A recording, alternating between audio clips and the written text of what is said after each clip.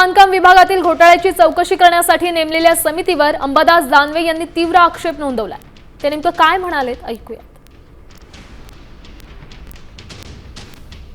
250 कोटीच्या बांधकाम विभागाच्या कामावरून बोगस ऑर्डर तयार करून मोठी लूट केलेली आहे, घोटाळा झालेला आहे असं समोर आलेलं आहे। काय सांगा?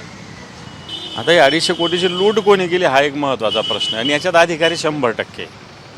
मी तर म्हणेल, मी ऐकलं अतुल चव्हाणांना बाजूला ठेवून इन्क्वायरी झाली पाहिजे असं माझं स्पष्ट मत आहे। संभाजीनगरचा कोणताही अधिकारी त्या इन्क्वायरीत नसला पाहिजे, बाहेरचा अधिकारी नेमला पाहिजे, इंजिनिअरिंग कॉलेजचा एखादा प्रतिनिधी नेमला पाहिजे आणि एखादा रिटायर्ड मॅजिस्ट्रेट का होत नाही त्याची नियुक्ती झाली पाहिजे, तरच याच्यात चौकशी होईल। नाही तर तेच काय, चोरी करणारे तेच आणि तपास करणारे तेच, तर काय होणार? याच्यात राजकीय हस्तक्षेप असू शकतो ना? 100% राजकीय वरद हस्तक्षेप हे होत नाही, कारण अनेक राजकीय नेत्यांचे कॉन्ट्रॅक्टर असतात, त्यांचं हित जपलं जातं आणि ते अधिकारी जपतात, त्याच्यातून या गोष्टी झालेल्या दिसतात।